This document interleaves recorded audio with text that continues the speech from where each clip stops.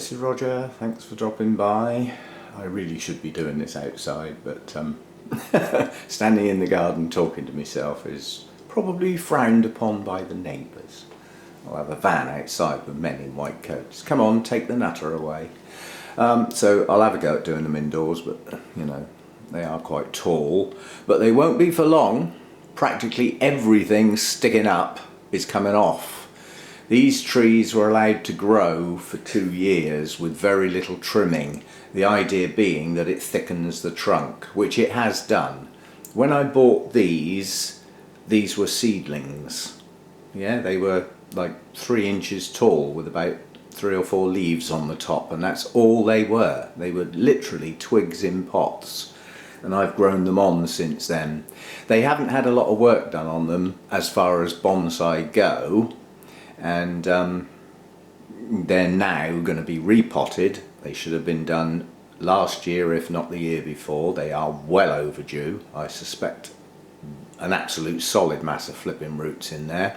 But what's going to happen is the one that's in the small pot is going in this one, and this tree that's in this one is going in a slightly larger pot. So they both get slightly larger pots. I mean, this is a manky old plastic training pot, that's not up to much. This is a reasonable pot. We'll see it when I've got all the dirt out. Sorry, media. Well, it's more like dirt for a bonsai. But yeah, as far as these two are concerned, I don't know how well the root base has developed because of the moss on this one. This one's got a lopsided root system that looks like it's started to balance. But that one, I'm not sure. Again, I'll have to wait till I get them out. But as far as this tree is concerned, the 3 leads at the top are going to be taken right back and they'll shoot out. The actual branches that I've got, of which there are only 2 and there should be 3, they'll just get trimmed. Not too dramatic, but trimmed. And then this one I'm going to pull down. I'm actually going to wire that to the pot and hold it there like that because it's too high. So I'm going to pull that one down. So we'll do that. That's got a big sticky up bit, so that'll come off and that'll leave a nice layer. The one at the back's got some form to the trunk. With bonsai, you've got 2 choices. You either have a trunk that's got what's called form, shape, some interest, or it needs to be dead straight. They don't like in between, but then I'm not taking these to be judged, so I don't care. I just want them to look nice. As far as this one's concerned, probably everything above there is coming off. That's just wasted growth up there, and as the buds are pushing now, I don't want to waste the energy up in those tall bits. I want to pull that energy back down. So same as with the trimming on the other bonsai. Right, I'll set the tripod up, and I mean, that's basically what I'm going to do. So I'll set the tripod up, and most of the rest of the video will just be speeded up with some music or something, because watching me get dirt off of roots and things is not, I don't need to talk it, if you know what I mean. So I'll get the tripod set up and we'll make a start.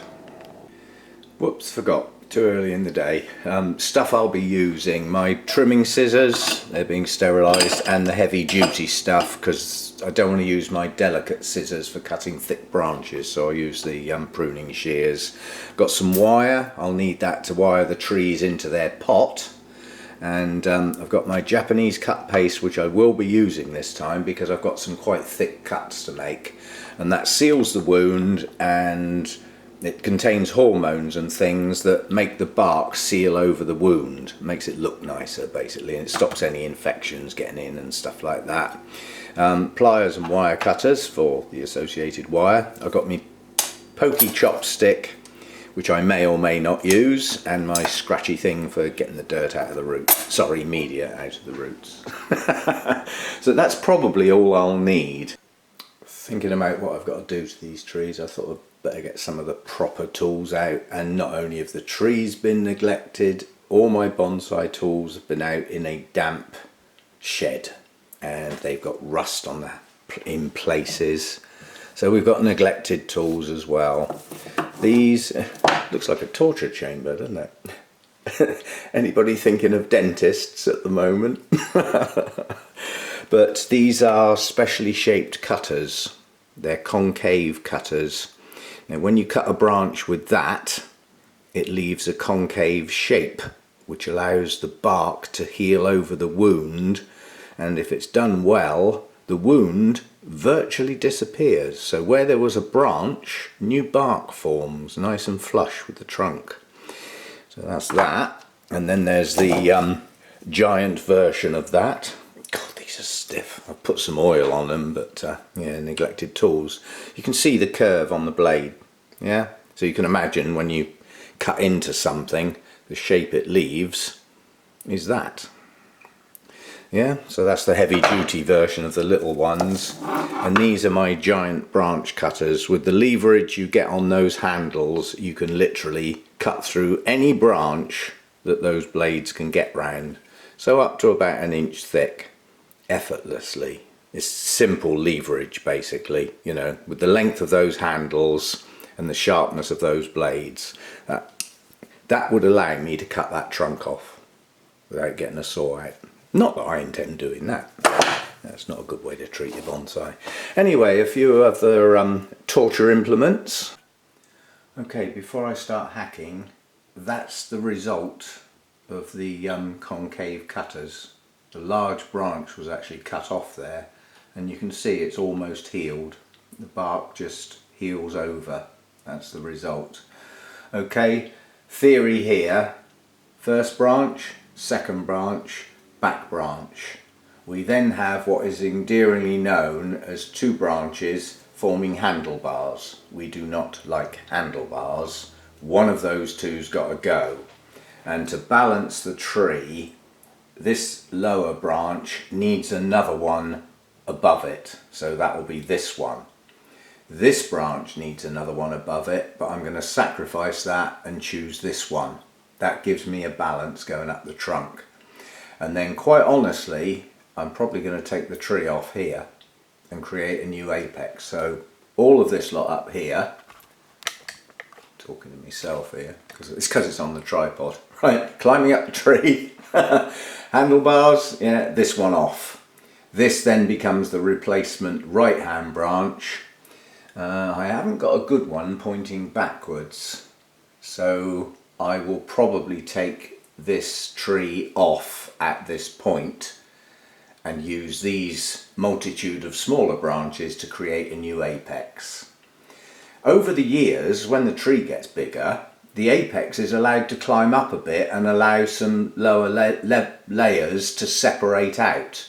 But with a tree this tall, it only needs so many layers or it becomes cluttered. You have to have air in a bonsai. It's called negative space. It's the space between the branches that allows you to see the shape of the branches. So, okay, we'll switch to music and I'll start hacking, as they say.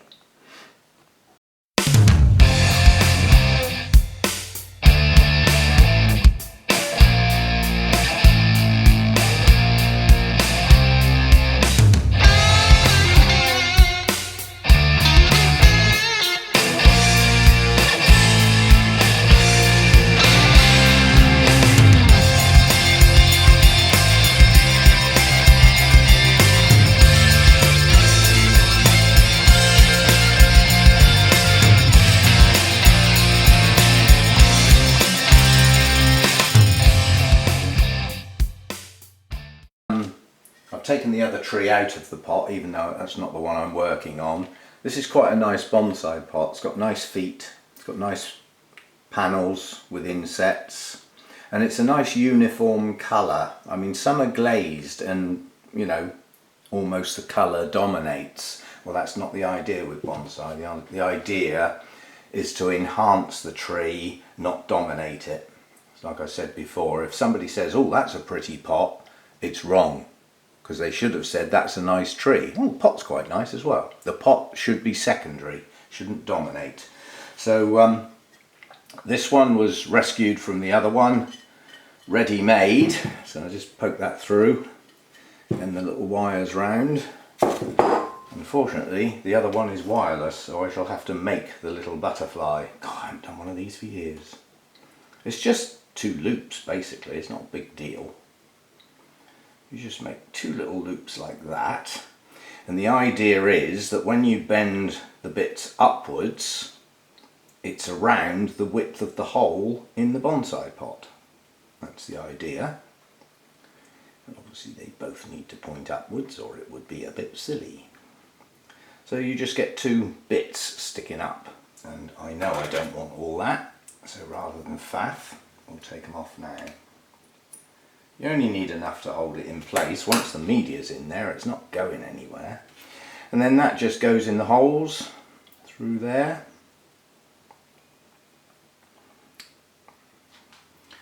And then up through there. That wasn't a very good guess. The hole's slightly smaller. So you have to push it in. There we go. And then just bend the wires around the pot. So that's the pot ready. Now I need to go and get some media. Just have a quick look at what's left of the tree root system. It was actually an extensive root system beyond which was capable of being kept. But there are some fine roots in here. They'll push on. They're not dead roots, they're just, these are feeder roots. These tiny little roots like this are what feeds the tree. These aren't. These are what hold the tree in the ground. So they're less important, quite honestly. I might even trim some off. But it's a much better root structure than I had when it was potted last time. Got a nasty wire scar against that part of the tree. That will grow over. Probably the bit you missed was, where's the camera? Hacking the top of the tree off. I took a large section of the tree off.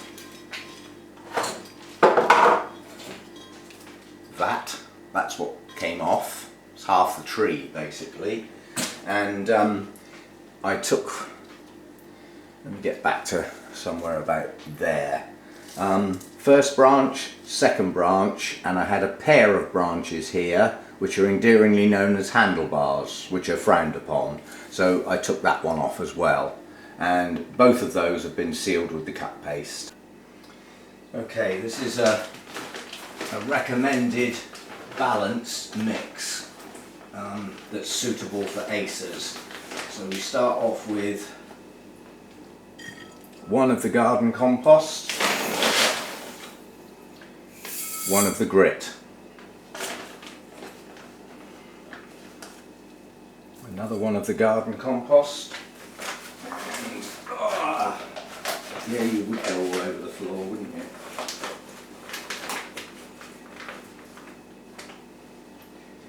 And 1 of the ericaceous stuff, that puts some acidity into the soil. I mean, maples aren't lime haters, but they prefer a slightly acidic soil. So we've had 3 lots of composty stuff and 1 lot of grit. I'm going to put another 1 of the compost. As I say, I don't need a lot of acidity. And now I'm going to put another 1 of grit. So effectively we've had 4 lots of dirt, composty stuff, and 2 lots of grit. And I'm going to give that a go, and this bowl isn't big enough. It's all going to come out the sides. It's not absolutely imperative for this to be absolutely mixed perfectly. If you think a tree grows in the ground, and prior to it taking root, somebody doesn't go round and prepare the ground in exact proportions. The roots just go to the bits they like the best.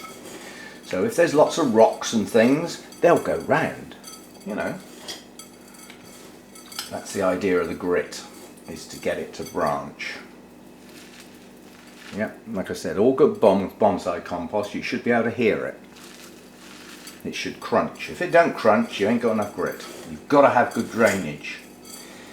But in this particular case, because I'm not growing show bonsai or anything like that, I don't want it too gritty, because I do actually want it to hold some moisture. Otherwise, in the summer, you're looking at watering the blinking things twice a day. Now this is a pain, because this bonsai pot's only got 2 holes. Now, they've normally got a minimum of 4, which means you can have 2 wires coming up here and 2 wires coming up here. But because I've only got 2 holes, I've got 1 wire going like that and 1 wire going like that. and that's as good as it gets for this type of pot, and you just have to live with it. So we'll make sure I've got some media over the top of that grit everywhere before I get the tree on top and can't see what I'm doing. So that's that bit. And then I've got to get the tree to find its height and also set it up with its front and back. Now I've already decided, you've got a choice of two. The first branch either needs to go off to the left or off to the right.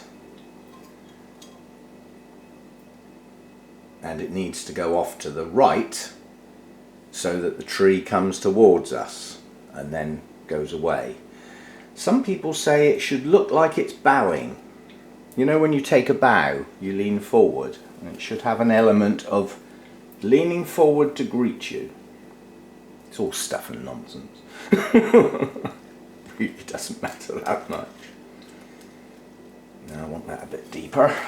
Bearing in mind the wires are going to pull it tighter, so the level I set now will not be its final level. Nope, more.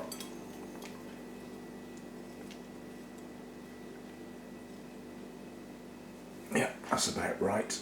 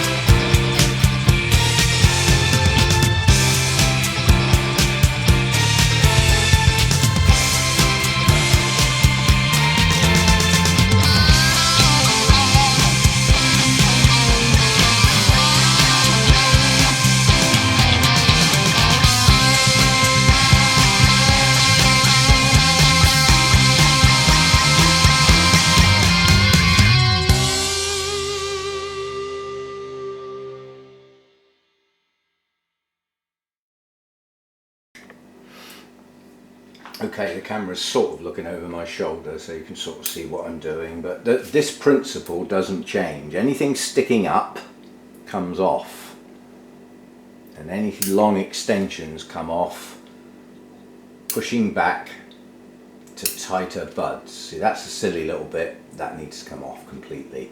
But I'm going to take it back to two dormant eyes, basically. They may shoot. That one won't. These will come off. There's a large dead bit there. Take that back to there. I could mind to take that off, you know. No, that can form a top layer if it grows. So we'll take it off there. That's a dead bit. That's a dead bit. This is a rough pruning. This is nothing special. This is just to get the thing growing again and recover from its repot. These are very small twigs. I'm going to leave them. Okay, that's that branch done. I'm not going to take any more off of that. That's the first branch. That really needs to be the biggest branch, the best branch, and then this becomes the second branch, which should be equally as good but not as big, and at the moment it's bigger. So it needs quite a bit more taken off.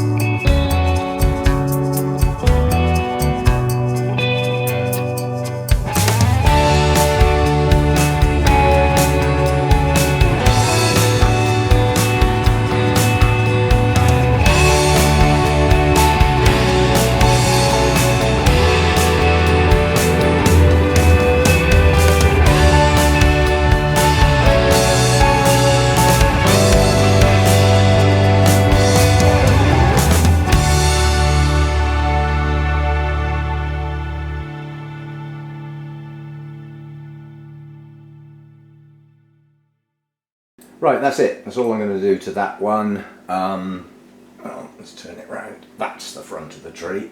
Okay, so I've got my first branch off to the left, next branch off to the right, and that's nicely on a bend. That always makes them look nicer when they get bigger. I mean, this is still a very young tree. And then my back branch to give it some depth. And then my next branch, that branch has to be smaller than that branch and smaller than this branch. They should gradually start from the largest going up to the smallest. That's how you get the impression of a mature tree. And then this lot up the top will regenerate. I've taken the whole of the top of the tree off there, literally, and that's the scar there that will shoot out all over the place. So that's that one done. The other one is much the same. I may or may not film it because it slows me down. Okay, hope you've enjoyed that. This will get filmed again once it leafs out and starts to produce those buds. I can then have a chat about a second pruning on this tree later in the year when it's actually got its leaves, and I can see where the growth, where the energy's gone. And once I can see that, I can decide where to direct that energy. And that's how you actually get the growth where you want it. Totally different to orchids, you just have any growth you can get. But with a tree it has to be controlled to keep its shape. And all my trees have lost their shape where they've been neglected. But they're recoverable. But it will take probably 2 to 3 years to get this tree in shape again. Okay, that's that one done then. Okay, let's have a quick look at putting the second one in its pot then. I was very pleased with the root system on this. It's got lots of feeder roots. Not a bad root system at all. One big empty space down there, but hopefully it will fill that this time round. Remember to put my strapping wires in this time. So first job is to get the tree at the right height with the mound in the middle. All the stuff around the outside doesn't matter at this point. It's getting the tree at the right height relative to the edge of the pot, basically. I'm going to have to come out of it. That can go up a bit more. It'll always get pulled down a bit, and then it does sink a bit as you water. So I can actually take this up quite high. Go up to about there, I think. Oh, lump of wood. Don't want that. Although it would do no harm. Right, next thing is to think about the position. Now this tree isn't right, but it can be recovered. I think I'm going to go that way round. I don't normally have the first branch on the right. I don't know why. To me, the left side always looks better. But because I've got 3 branches at the top, I presume I'm off the camera. Let me just come up a bit. There we go. You just can't see what the hell I'm talking about, can you? Right, first branch down here, reasonably happy with that, although I do want to pull it down a bit, so I'll probably wire that down to about there. Second branch okay. Strictly speaking, there should now be a back branch, and what I've got are 3, the trunk has effectively split into 3. Now, what I could do is take that right off, make that the new trunk. That'll take about 5 years to thicken up, and make that the back branch. But I'm just going to do without a back branch. I'm going to effectively use this bit here and let that grow. And although it's not off the trunk, it will still give the tree some depth. So, you know, it's not going to be a perfect bonsai, but it's for me. It's for in my garden. I'm not doing shows and things. Right, I think that'll do.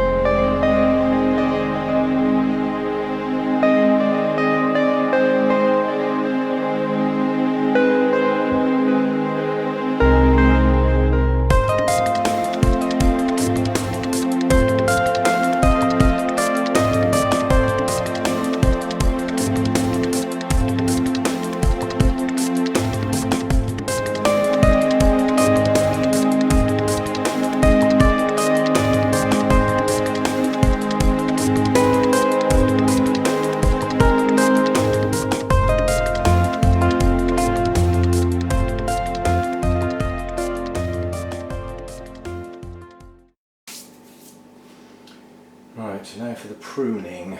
This is a much more advanced tree with a much better branch structure.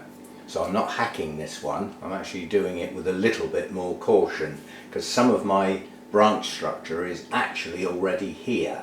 Yeah? So I don't want to go mad. So again, it's anything sticking up or sticking out wrong.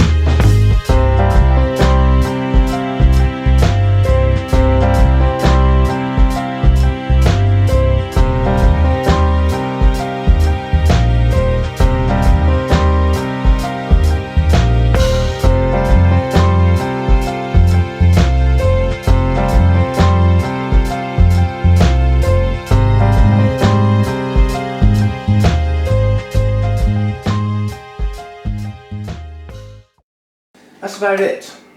Okay, I now need to fill this out.